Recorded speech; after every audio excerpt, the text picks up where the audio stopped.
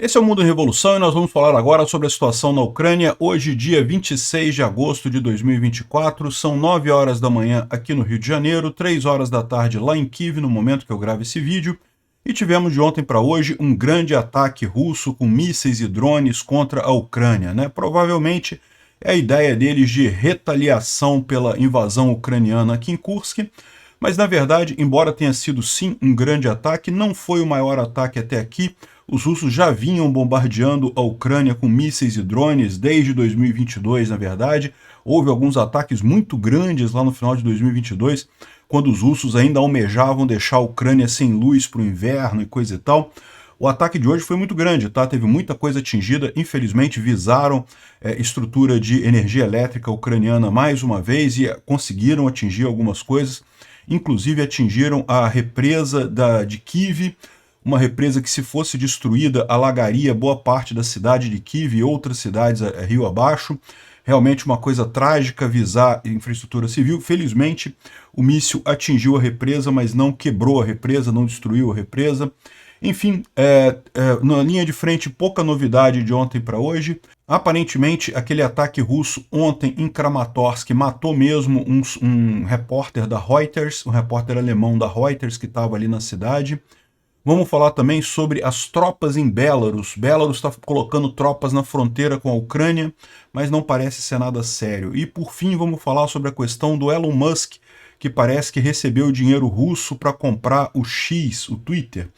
Vamos falar sobre esses e outros assuntos em detalhes. Essas notícias foram sugeridas por Sagat Bordiev, Milei Turguniev e várias outras pessoas.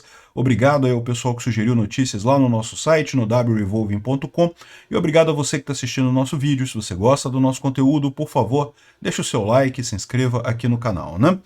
Pois bem, então, como vocês podem ver pelo mapa aqui, temos um monte de pontinhos aqui de drones derrubados pelos ucranianos, de drones que atingiram coisas nos ucranianos. Segundo estimativas do pessoal, ainda não saiu a contabilidade oficial do exército ucraniano, tá? Eles ainda estão fazendo um levantamento. Normalmente, quando é um ataque menor, a essa altura, quando eu gravo o vídeo, eles já liberaram essa contabilidade, quantos drones foram lançados, quantos foram derrubados e coisa e tal, mas hoje a gente não tem essa informação ainda. A gente só sabe que foram mais de 100 drones e mais de 100 mísseis lançados contra a Ucrânia ontem, né? Então, aqui em determinado momento, na verdade foi na manhã de hoje, foi no amanhecer do dia de hoje, dia 26, né? Então, dá para ver aqui a televisão ucraniana, o pessoal falando, inclusive em determinado momento caiu a luz aqui, ou caiu o feed de notícias da televisão ucraniana. Vou mostrar para vocês aqui. Не проти дипломатичного вирішення. Aparentemente ficaram sem luz no momento que estavam transmitindo a coisa, né? Mas como vocês podem ver aqui, toda a Ucrânia sobre alerta. Não temos ainda a informação total sobre o que foi atingido, mas teve muita coisa atingida sim. Eu creio que o ponto mais crítico foi essa represa aqui em Kiev.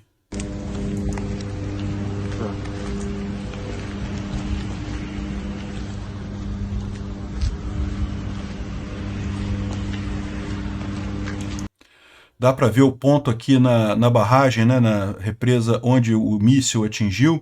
Felizmente não houve danos na represa em si, não chegou a rachar ou a ter problemas estruturais, mas os russos queriam de fato atingir a represa aqui. Essa represa fica exatamente nesse ponto aqui, ó, em Vizhhorod, essa represa aqui. E como vocês podem ver, a cidade de Kiev como um todo fica rio abaixo dessa represa. Então, se houvesse um rompimento aqui, certamente seria algo catastrófico aqui em Kiev.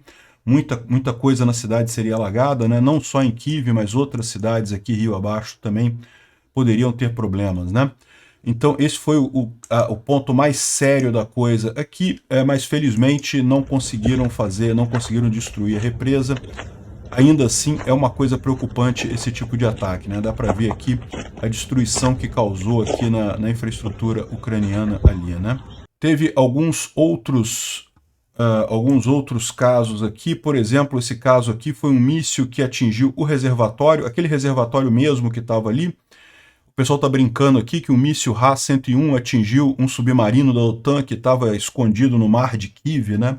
É lógico, é tudo uma brincadeira, o Kiev não tem mar, né? Kiev tem o rio ali, tem o reservatório, coisa e tal. E não tem submarino da OTAN, evidentemente.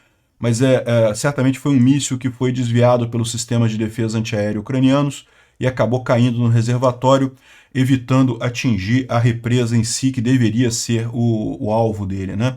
Esses mísseis Ra-101 são mísseis relativamente fáceis de serem derrubados pelos ucranianos, mas eles são muito potentes, eles têm uma carga explosiva muito grande. Se tivesse atingido a represa, poderia ter problemas, né?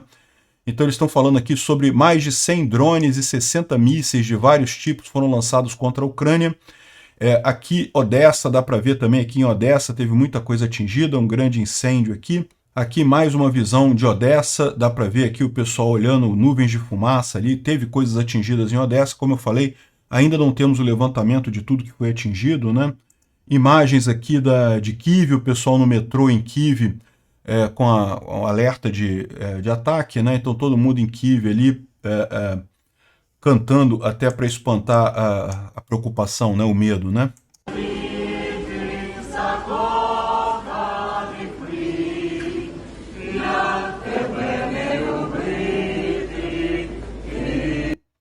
Pô, muito bacana, né? Bom, a gente teve a informação que, primeiro, um drone russo passou no território da Polônia e acabou se chocando com o solo 25 quilômetros depois da fronteira. Ou seja, teve aqui na Polônia, no oeste, porque veja, se vocês repararem aqui, o ataque foi em toda a Polônia, né? E aqui atingiu justamente na cidade de Laskol, atingiu esse drone russo, atingiu a Polônia, né? Mais uma vez, eu não espero nenhuma reação da OTAN, né? O pessoal está falando aqui que a OTAN é um Estado-membro, como que a OTAN vai reagir a uma explosão de drones dentro de um membro da aliança e coisa e tal. E eles vão alegar que não foi intencional, né? Que não foi um ataque intencional, que foi sem querer e coisa e tal. Mas, de novo, lembre-se daquele aspecto que a gente já falou aqui da estratégia da Rússia de minar o artigo 5 da OTAN paulatinamente, né? Então a Rússia já tem feito, volta e meia deixa cair um drone lá na Romênia, um drone na Polônia, aí daqui a pouco começa a cair um drone mais dentro da Polônia, mais dentro da Romênia. Não, mas foi sem querer, mas matou gente, destruiu alguma coisa. Não, mas foi sem querer, não era de propósito. Ou seja, o que eles querem justamente é chegar numa situação em que o artigo 5º da OTAN nunca vai ser acionado, né? A ponto de que os outros países não vão aceitar que a Polônia reclame, porque não, foi uma coisinha pequena, só destruiu ali uma cidade, matou 500 poloneses só, não tem problema não, foi acidente, coisa e tal. Ou seja, essa é a estratégia dos russos para minar o artigo 5º da OTAN. Então é uma coisa complicada. Qual será a resposta da polonesa? Eu acho pouco provável que tenha qualquer coisa aqui. Repara aqui o Ian Milichong falando exatamente a estratégia russa aqui, ó.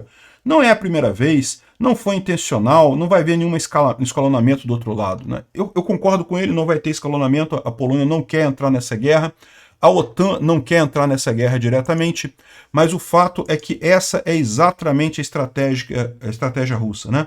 Ah, da outra vez não teve nada, então por que dessa vez? Dessa vez entrou 25 quilômetros dentro do território russo, 25 quilômetros não é pouca coisa, explodiu dentro do território russo. Ah, mas da outra vez já tinha passado ali, passou um dronezinho ali, não teve problema. Por que vai fazer retaliação dessa vez, né?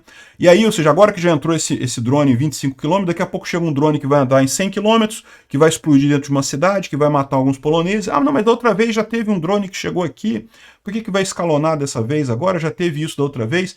Entenderam a proposta, né? E esquentando a água do sapo até queimar o sapo. Quando o sapo percebeu, o artigo 5º da OTAN não está valendo de nada, né? Espero que o pessoal esteja tendo essa leitura lá na OTAN em algum momento, talvez não hoje, talvez não nos próximos 3 ou 4 incidentes desse tipo, cada um deles um pouquinho pior que o outro. Talvez não imediatamente, mas em algum momento a OTAN vai ter que estabelecer uma linha nisso daí, ou então o artigo 5º da OTAN de fato vai deixar de existir, né? Bom, segundo o Noel Reports aqui, fazendo um apanhado da informação, você viu, a gente teve relativamente poucas imagens dos ataques, né? Assim, não teve muita coisa. O pessoal na Ucrânia faz um OPSEC bastante sério, então pouca informação saiu. Mas o que a gente tem aqui é que o ataque visou principalmente instalações de energia elétrica na Ucrânia. A Ukrenergo, que é a companhia de energia lá na Ucrânia, falou que vai haver alguns desligamentos de energia elétrica para a manutenção da rede. A defesa aérea está ativa na região de Kiev. Os resultados do ataque em Lutsk, uma pessoa foi morta, então teve mortos, né, em alguns desses ataques. Também um prédio residencial e uma estrutura foram atingidas na cidade. O Zelensky falando aqui que o inimigo lançou 100 mísseis e 100 Shahed drones, 100 drones, num grande ataque combinado. Não foi o maior ataque combinado, mas foi um dos maiores, né? Infelizmente, há causalidades, há perdas no setor de energia. Aqui mostra aquelas imagens da represa ali em Kyiv, que a gente já mostrou, né? O War Translator aqui, o Dmitry, fala que gostaria de notar que apesar da escala significativa desse ataque nessa manhã, tem relativamente pouca imagem de destruição, sugerindo a disciplina ucraniana em manter essa informação fora das mãos russas, né? Ou seja, você ter mesmo o OPSEC, né, a capacidade das pessoas de não colocar informação na rede social, não colocar vídeos e coisa e tal. O pouco que a gente tem foram esses que eu mostrei para vocês aqui. É inevitável que vão surgir mais alguns aí ao longo do dia, mas o importante é isso, né? Não dá também dica para os russos sobre o que foi atingido, o que não foi atingido, né? E bom, o Andriy Yermak prometeu vingança, tá? Ele é das Forças Armadas Ucranianas. Ele disse que o desejo de destruir a nossa indústria de energia vai custar aos russos caro, a infraestrutura deles, né? Então vamos ver o que vai vir por aí. Finalmente aqui o Zelensky falando, né, que as consequências desse ataque russo ainda estão sendo feitas, né? Foi na manhãzinha de hoje, do dia 26, então nas primeiras horas da manhã que aconteceu esse ataque.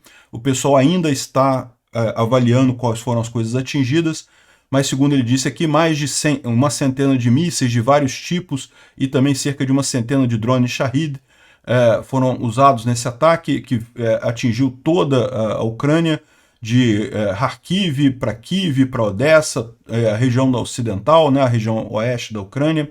Infelizmente tem mortos, minhas condolências aos amigos e parentes, e também tem uma série de feridos.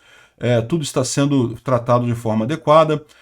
O presidente falou que teve um monte de dano no setor de energia, mas onde estiver com falta de energia, os trabalhos de restauração já estão acontecendo.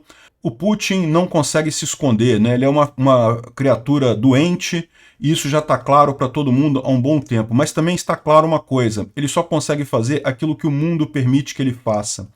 Ou seja, é lógico que a Ucrânia vai usar esse episódio de hoje para conseguir a licença russa para atingir as bases aéreas no território russo, né? Os americanos ainda não permitem que os ucranianos usem ATACMS ou HIMARS contra aviões no solo, apenas contra aviões que estão voando. Só que para conseguir evitar esse tipo de ataque no futuro, a Ucrânia precisa destruir os arqueiros, não as flechas, né? É a analogia que o pessoal está usando por lá. Então precisamos destruir as bases aéreas russas. E certamente essa última frase aqui deixa claro que o Zelensky vai usar isso para conseguir essa licença americana e atingir bases aéreas russas com ATACMS e outras armas, né? Tem armas ucranianas, os ucranianos podem dizer agora que já tem uma arma deles que consegue ter o mesmo efeito que o ATACMS, então o ATACMS não está cruzando nenhuma linha vermelha, e a vantagem do ATACMS é que tem uma grande quantidade deles, né? Os mísseis, aquele míssil, a Palianitsia, né, o novo drone míssil ucraniano, certamente tem capacidade de atingir, mas talvez não tenha em número suficiente ainda para fazer uma diferença, ao passo que o ATACMS tem esses números, né?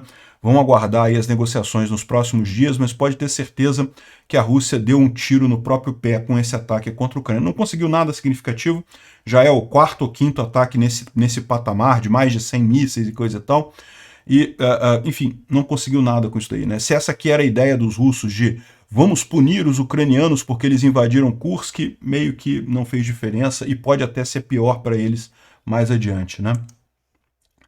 Bom, além de atingirem a Polônia, os russos também atingiram a Rússia.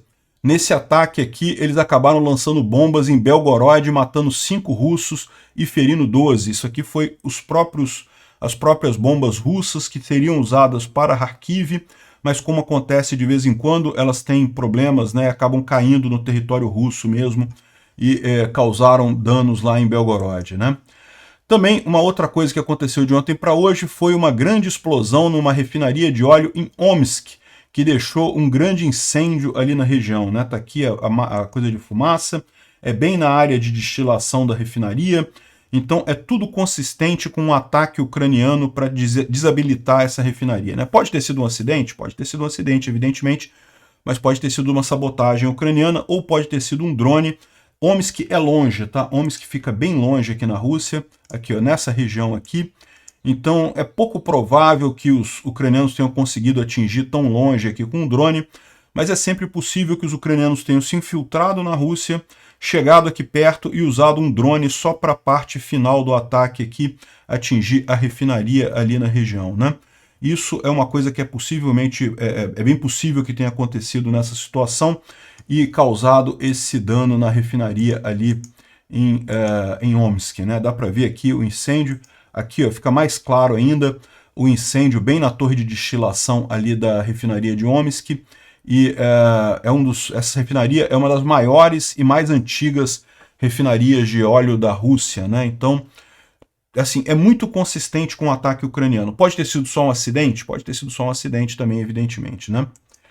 De qualquer forma, é bom para os ucranianos, uma vez que é menos uma refinaria russa funcionando, é menos produção de óleo para a Rússia, de derivados de petróleo para a Rússia. Isso certamente gera problemas para a economia russa, mais problemas para a economia russa, né?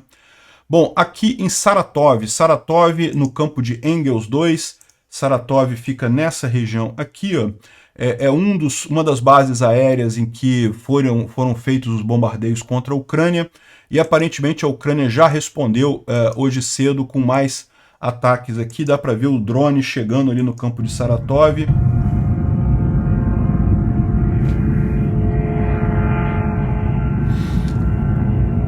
O barulhinho do drone, dá para ver o drone aqui, ó, pequenininho, chegando perto lá da base aérea de Engels 2. A gente não sabe se tiveram sucesso, se conseguiram atingir a base ou não. A gente sabe que alguns drones ucranianos atingiram prédios em Saratov. Então, provavelmente a defesa antiaérea russa tentou derrubar os drones, eles perderam o controle e acabaram atingindo prédios na cidade de Saratov, né? Então tá aqui.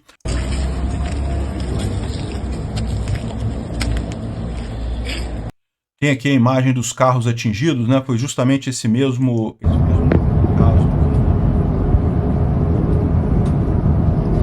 Aqui mostrando o arranha-céu com já com a perfuração do drone, né? E aqui tem um momento em que o drone atingiu ali, ó. Блять, это пиздец, сука! Это пиздец, 37... Bliat e suka são palavrões em russo, tá? Caso vocês não tenham percebido. Isso mostra o momento que o drone atingiu o prédio. Certamente o objetivo do drone era a base aérea de Saratov, a base aérea de Engels 2, que fica ali do lado. Imagino que os sistemas de defesa antiaéreo, né, russos, ou então sistemas de guerra eletrônica, devem ter desorientado o drone. Dá para perceber que ele estava fazendo umas curvas aqui, meio estranhas aqui, ó, e aí acabou atingindo o prédio ali na região, né? Então, isso aqui foi em Saratov. Tem aqui a outra imagem, aquela que a gente já mostrou, dos drones chegando ali na base de Saratov. Então, o que eu falo, provavelmente a Ucrânia estava visando mesmo a base aérea de Engels 2 ali em Saratov e atingiu sem querer o prédio com a defesa antiaérea russa atrapalhando o drone, né? Agora, se os ucranianos decidiram atingir de propósito o prédio, também não vejo problema nenhum. Está mais do que claro que os russos fizeram hoje, atingiram infraestrutura civil em toda a Ucrânia. Então, um prédiozinho em Saratov é uma resposta até pequena perto do que foi feito pelos russos, né? Então, vamos aguardar aí os próximos passos ucranianos. Eles estão prometendo vingança contra os russos em ataques de infraestrutura. E agora eles têm uma quantidade bem grande de drones que podem machucar os russos, né? Por falar em machucar os russos, mais um dia 8 do incêndio ali na região de Proletarsk, né? Em Rostov, lembra aquele conjunto de tanques de combustível, continuam pegando fogo ali com muita força, né? Então, mais uma vez aqui, os russos não conseguiram apagar o incêndio e continua o incêndio muito forte por lá. Bom, a gente tem informação agora sobre a linha de frente, ali na região de Kursk. Lembra aquela ponte que os ucranianos não tinham conseguido destruí-la totalmente, né? A gente falou, é a ponte nessa região aqui, em Karj, né? Nessa cidadezinha aqui, essa ponte sobre o rio Sen aqui, né? Ou seja, a terceira ponte, né? Os ucranianos destruíram a ponte aqui de Glushkovo, destruíram a ponte de Zanoi e agora destruíram essa ponte aqui também. Essa ponte ela já tinha sido dada como destruída, mas depois a gente viu que, na verdade, a ponte só tinha destruído uma parte dela, ainda estava passável. Aqui agora já tornou ela totalmente impossível de ser usada, né? Ainda tem aqui um trecho em pé aqui, mas provavelmente só passa motocicleta e bicicleta por aqui. E outra coisa curiosa que dá para ver nessa imagem é que os russos tentaram fazer um pontão aqui também no rio, né? E não deu certo, né? O pontão está debaixo da água, né? Ou seja, já deve ter sido atingido por mísseis ucranianos aqui também, e não funcionou o pontão russo nessa região, né? Os ucranianos estão com uma pressa muito grande de impedir que os russos tirem equipamento daqui, porque parece, como a gente falou, nessa área toda aqui abaixo do rio Sen, ela virou um grande caldeirão para os russos não têm como sair daqui agora. Acredita-se que tem 1000 soldados russos nessa área e um monte de equipamentos, e os ucranianos querem pegar esses equipamentos todos, querem pegar esses russos todos aqui. Então essa é a estratégia ucraniana, né? Bom, eu tomo essa informação aqui com um certo receio, porque eu só vi essa informação com essa conta aqui, que não é uma conta que eu costumo seguir. É alguém favorável à Ucrânia, mas né, é bom tomar um pouco de cuidado, às vezes as pessoas ficam otimistas demais, né?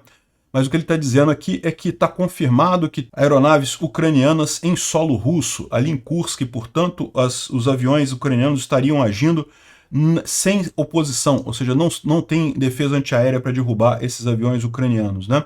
Ou seja, a Ucrânia tem superioridade aérea ali na região de Kursk.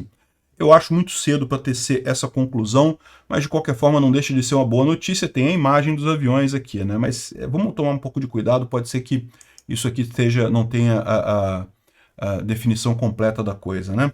Falando sobre Kursk, os ucranianos capturaram um monte de munição russa ali na região de Kursk, né? Conseguiram mais um monte de coisa, que bacana. Aqui a ponte a gente já falou. Teve uma emboscada feita com tropas russas aqui. Os russos, as forças russas foram emboscadas e resultaram em 20 soldados russos sendo capturados e o resto eliminado.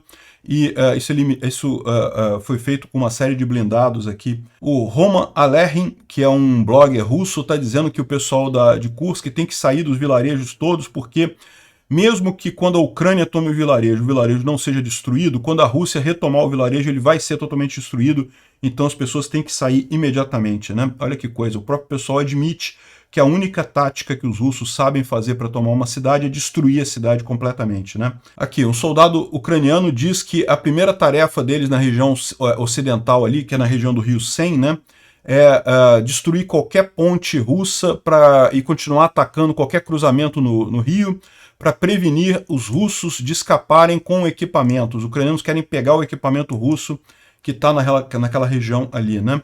Então, a principal coisa para a gente agora é controlar os pontões e diminuir a possibilidade do inimigo, né, dos russos, isso aqui é um ucraniano falando, de atravessarem o rio Sen, né? E ali na fronteira do Oblast de Sumy. Isso, em alguns lugares, os equipamentos e artilharia dos russos ainda estão nesse território. Então, se tudo der certo, nós vamos receber um land lease, né? Ou seja, vão pegar equipamento dos russos, é o que eles querem, né? Em alguns lugares, as forças inimigas de assalto já estão mais ou menos estabelecidas, o trabalho já está numa operação de linha de frente clássica. E ele coloca alguma coisa aqui curiosa, né? As pessoas em Kursk estão gozando as tropas russas porque elas preferem o fronte ucraniano ao invés de defender o próprio fronte, o próprio território. Mas a verdade é que nós estamos fazendo a mesma coisa, né? De fato, os ucranianos estão avançando lá em Kursk, ao invés de defender o próprio território lá em Donetsk, né? Infelizmente, a guerra não leva em consideração o interesse da população civil. Bom, parece que os russos estão preocupados porque houve um novo radar, foi colocado na Romênia, um radar americano da OTAN, aqui na Romênia, para justamente fazer a identificação de alvos e foguetes e drones e coisa e tal, e pega boa parte aqui da Crimeia, né? De novo, os russos apavorados com a possibilidade dos ucranianos fazerem alguma coisa aqui na Crimeia, algum desembarque anfíbio por aqui, né? O radar está na Romênia, portanto está dentro da OTAN, portanto os russos não podem destruir esse radar sem provocar a entrada da OTAN na guerra.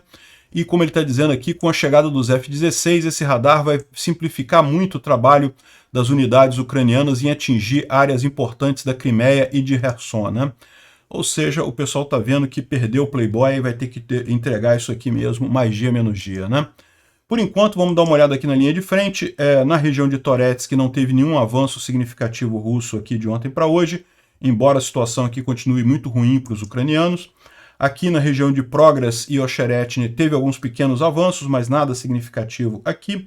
De qualquer forma, dentro da estratégia ucraniana, a grande curiosidade de todo mundo é: os ucranianos vão botar tem algum ponto defensivo aqui em algum lugar? Vão parar só em Mimohrad ou Pokrovsk? Como é que vai ser isso daqui, né? Até que ponto eles vão deixar os russos avançarem aqui, né? Vamos aguardar para ver o que acontece aqui nesse fronte, né? Em Konstantinivka também os russos avançaram um pouquinho aqui, muito embora a maior preocupação ucraniana seja o avanço russo em direção a Vodiane e Vuhledar propriamente dita. Isso aqui é um outro ponto crítico aqui para os ucranianos, né? Como a gente viu, os ucranianos estão priorizando outros ataques e a preparação para a grande contraofensiva que deve acontecer em algum momento, ao invés de segurar os russos aqui, né? Vamos aguardar o que acontece daqui para frente. O Instituto para o Estudo da Guerra fala que os russos estão dizendo aqui que retomaram algumas posições em Kursk, mas a gente não tem essa informação não, tá? Os ucranianos continuam avançando ali em Korenevo, né? Fala também sobre a prisão do Pavel Durov, que pode gerar problemas para os russos do ponto de vista do Telegram, né? Agora, o Instituto para o Estudo da Guerra fala que não observou nenhuma evidência direta indicando que a prisão do Durov vai afetar as operações do Telegram no curto prazo, né? E dizem que há preocupação entre os russos com isso, mas no final das contas não é algo que esteja claro imediatamente, né? Bom, a gente já tinha falado sobre isso, mas só para confirmar, ontem os russos fizeram um ataque contra um hotel em Kramatorsk em que estava uma equipe da Reuters, né? Da Reuters alemã, né? E aparentemente pode ter matado um desses jornalistas, tá? Não foi encontrado o corpo dele ainda, mas foi encontrado um corpo de, presumivelmente, esse jornalista da coisa. Na verdade, ele é inglês, ele estava com essa equipe alemã da Reuters ali. E aqui, ó, a Reuters confirma que um membro do seu time está perdido, né? Não foi encontrado em Kramatorsk, então muito provavelmente os russos mataram um jornalista ali em Kramatorsk. Um absurdo, né? Bom, uma coisa que está chamando muita atenção do pessoal é que parece que o Lukashenko, né, o presidente de Belarus, colocou muitas tropas de Belarus, inclusive alguns soldados do antigo grupo Wagner. Olha só, o grupo Wagner não existe mais, tá? O que existem são soldados do grupo Wagner que continuam em outras unidades e coisa e tal, né? Colocou esse pessoal na fronteira com a Ucrânia e a Kiev está demandando que as forças sejam retiradas, mandou uma nota dizendo aqui, ó, a Ucrânia pede que as forças armadas de Belarus tirem suas tropas da fronteira com a Ucrânia a uma distância que exceda o alcance das artilharias e coisa e tal. Enfim, mas de qualquer forma, o pessoal está colocando aqui que o Belarusian Rajum Project, que é um grupo de Belarus, mas que é favorável à Ucrânia, que ajuda a Ucrânia, está falando que os ucranianos colocaram esse aviso dizendo que é para as forças armadas de Belarus, né, pararem ações não amigas na fronteira da Ucrânia e coisa e tal. Mas, na verdade, de acordo com o nosso projeto, o grupo de concentração próximo à fronteira com a Ucrânia são só 1.100 pessoas, e esse número de forças foi retirado, não é uma ameaça real para a Ucrânia, e também as tropas estão colocadas numa profundidade de até 50 quilômetros da fronteira. Acreditamos que o escalonamento da situação na fronteira com Belarus, na verdade, busca um objetivo político e informacional ao invés de um objetivo militar, ou seja, político informacional no que sentido, né? Eles querem agradar o Putin, né? Dizer para o Putin que estão ajudando de alguma forma e também tentar convencer os ucranianos a colocarem tropas ali na região também.